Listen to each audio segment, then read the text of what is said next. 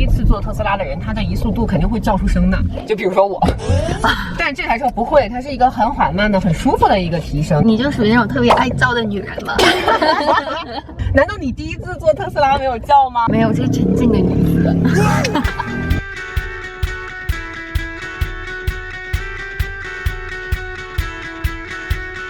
Hello， 大家好，我们是 Amazing JJ。今天特别好，因为今天又可以试驾一个以马作为标志的车。马可能是你的幸运物，是不是？对，因为我是属马的。你这样子透露给大家好吗？12年的。OK。关于以马做标志的车呢，你会想到什么？法拉利、保时捷。哦，保时捷。福特的话，大家都非常熟悉，因为它是有一个100多年历史的车企，而它也是10大美国人最信任的汽车品牌之一。他们家呢，主要是做肌肉车为主的，在我印象中就是油车。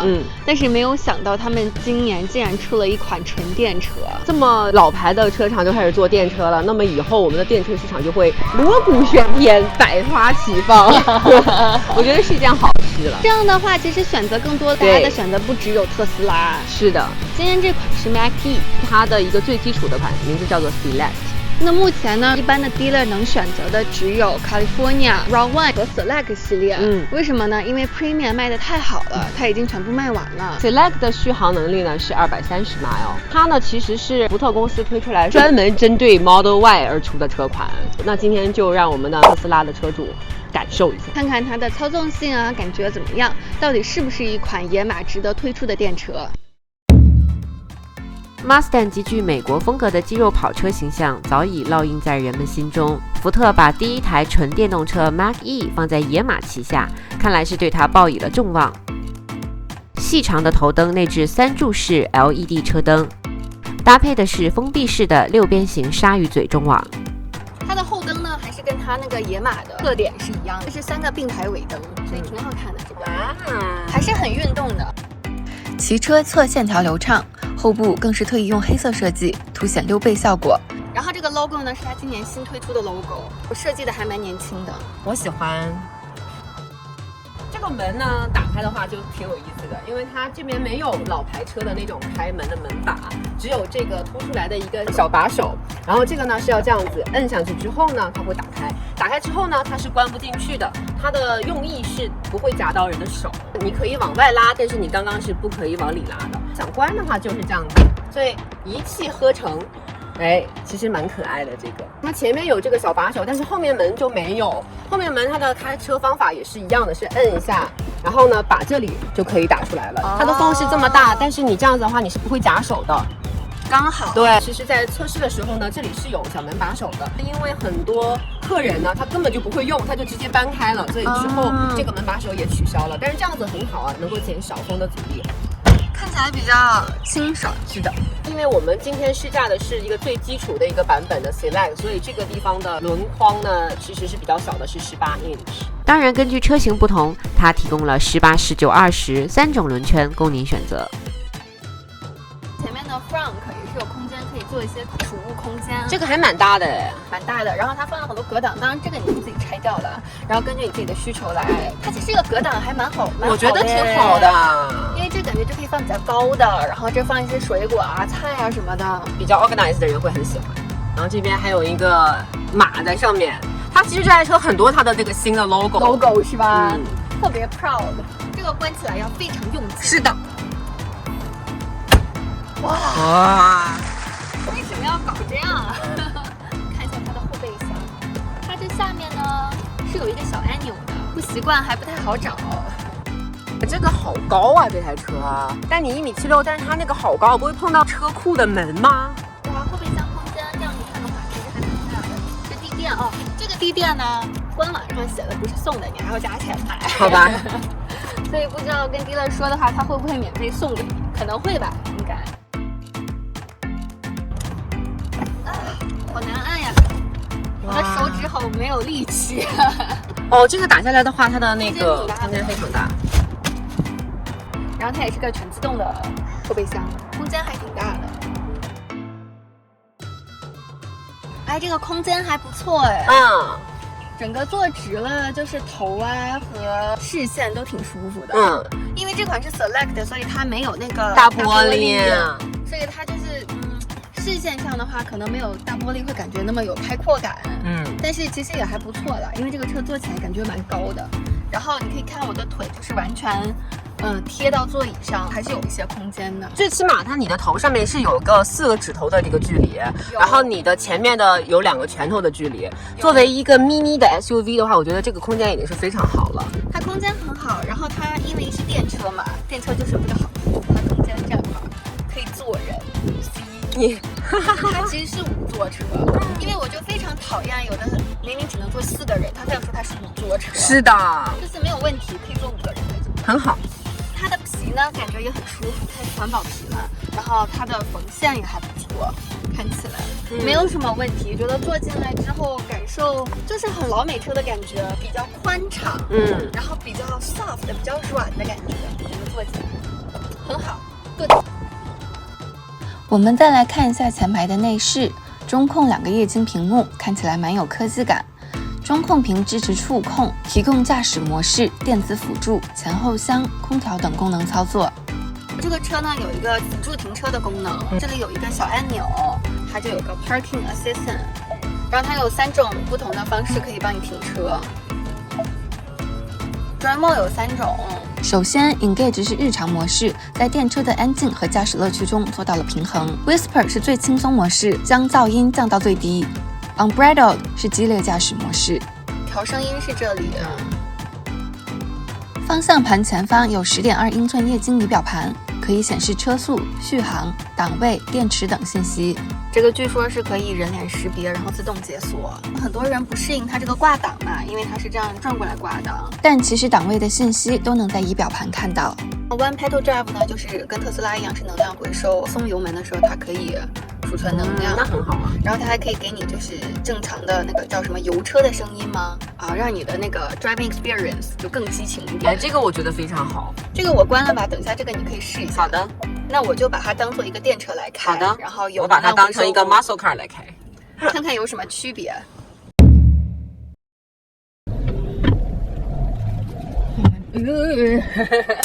怎么了？我是选的那个激烈驾驶，然后再能量回收。它这个一步踩油门的话就太激烈了，不太舒服是吧？你们要晕车，我就把那个能量回收关了。你继续吧。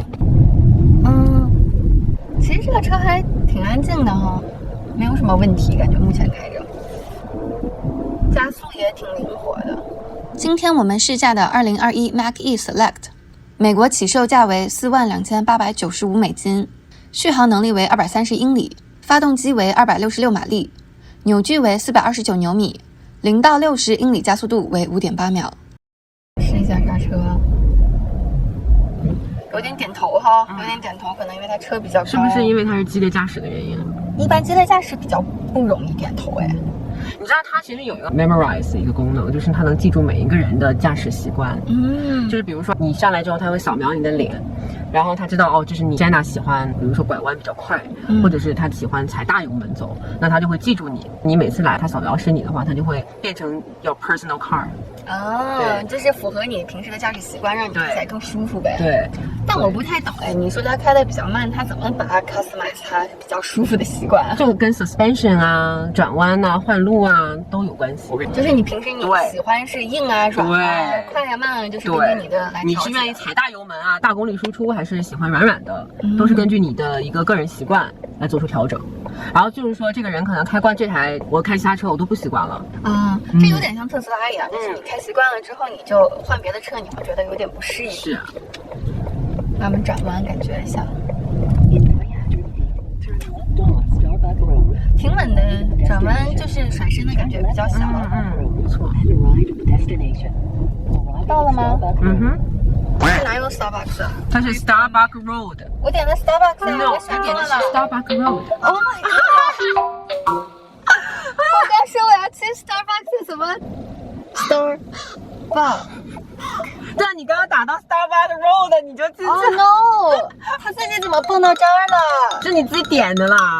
我怎么去找 Starbucks？ Places 在这儿。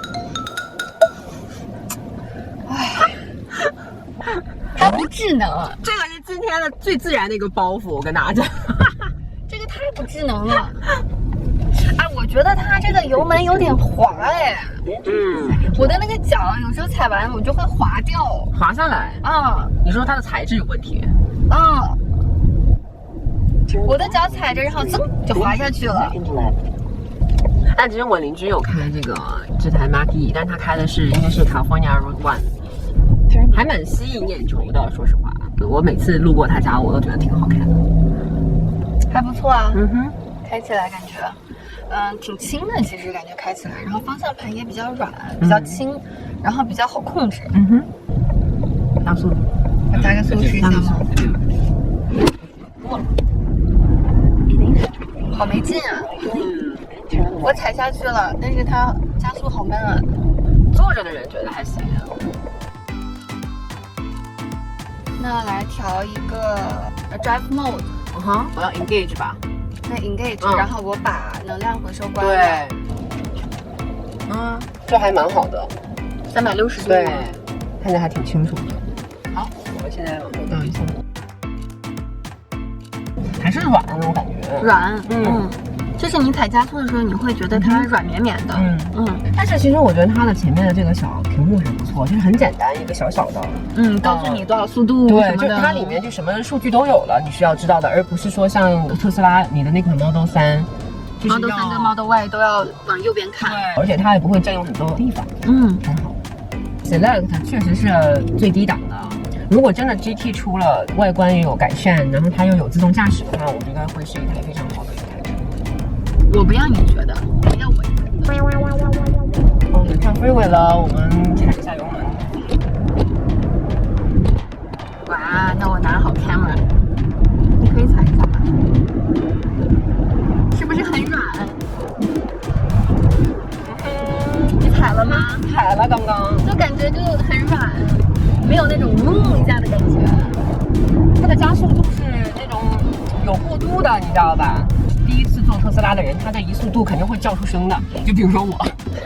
但这台车不会，它是一个很缓慢的、很舒服的一个提升。它的所以你就属于那种特别爱叫的女人吗？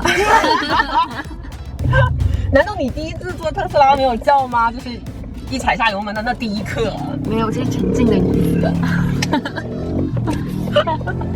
我应该怎么叫？就是哇哦这样子，不会吗？没有，我觉得那个保时捷Coupe S 开的时候有这种感觉，有这种这种，但是特斯拉就觉得有点吓一跳。对啊，就还没有反应过来。这台车的风噪路噪其实还可以，但是没有上次我们试驾的那台安静。对，跟e-tron比起来的话，没有e-tron安静。对，要回去了吗？这边就回去了。我觉得就没有什么太大就这台车没有什么亮点，然后但是也没有什么特别大的槽点，毕竟它这个价格在这里还是不错的。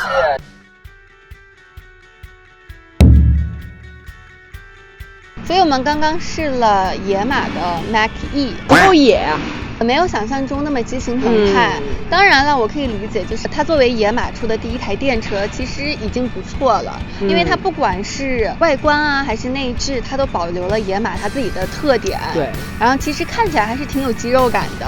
可能我对它的期望值比较高，因为它真的很好看。对，就是好看，就是个颜控嘛。对，我懂你的点。就是打个比方，就是如果是个彭于晏一样的帅哥，然后那方面不行的话，就是让我的失落感比较多。对那种感觉。对，可能你有太多这种经历了。整个驾驶感受而言呢，它的操控性还是不错的。最主要是它的价格比较好，它就是还有联邦退税有7500，然后加州退税2000，所以基本上就快省了1万块钱。你是一个特斯拉的车主嘛？那你觉得跟 Model Y 比有什么好处和不好处呢？我觉得呢，它可能更适合家用长途旅游，因为那台车确实它就是秉承了美国车一贯的风格，就是坐上去很舒服，对，所以非常适合长途旅游。但是这同时也是它的缺点，因为它的操控性会感觉稍微弱一点，因为它的底盘会觉得比较软一些，不像特斯拉 Model Y 那么紧实，然后你更有驾驭感。对，这是一台就是非常居家的车，但是我更期待呢，它今年秋天要出的 GT 版本。对，因为说它的性能啊各个方面面都会有所提升，颜值也会有提升。对，可能价格也会提一点了。而且如果说在6个月后它又出了自动驾驶的话，搭配它的 GT 版，我觉得应该是很有竞争力的。对，到时候我们再来试驾吧。我觉得到时候应该会是 Model Y 的一个非常有力的竞争对手。希望值也不要太高了。对，这是我的一个毛病。对，我看到颜值好的车，我都会希望它很好开。那大家要记得评论、点赞、关注我们哦。那么感谢大家的收看，我们下期再见。